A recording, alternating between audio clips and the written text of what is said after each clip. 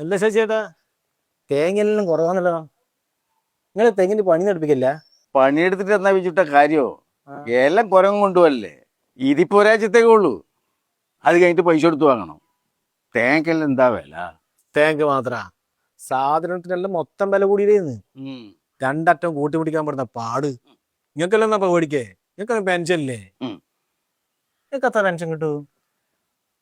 ഒരു 50 ഉണ്ടാവും. 50,000 അത് കൂടുതലല്ലേ? പഠിക്കേണ്ട സമയത്ത് പഠിച്ചാലേ നല്ല ഉദ്യോഗം കിട്ടും. വയസ്സ് കാലത്ത് ഇതേമാതിരി പെൻഷൻ വാങ്ങിയിരിക്കുകയും ചെയ്യാം. അല്ലാണ്ട് പഠിക്കേണ്ട സമയത്ത് മരമെങ്കിൽ നടന്നാലുണ്ടല്ലോ, പിന്നെ ഇതേമാതിരി ആരെന്റെ തേങ്ങയും ചുമലേശം നടക്കേണ്ടി വരും.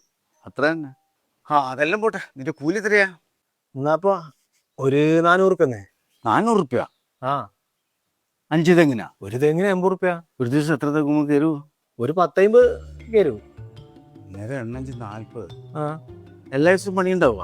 മിക്കവാറും ഉണ്ടാവും. ഈ ഭാഗത്ത് പിന്നെ ഞാനല്ലേ ഉള്ളൂ കേരേ. 3 4 12, അന്നേരം 1 20. മാസം 1,20,000. അത് കുറച്ച് കൂടുതലല്ലേ? ശശിയേട്ടാ, പഠിക്കേണ്ട സമയത്ത് വെറും പുസ്തകം മാത്രം പഠിച്ചാൽ പോരാ. അത്യാവശ്യം തെങ്ങും കയറാനും പഠിക്കണം. അതിന്റെ കൂലി കൊണ്ടാണ്.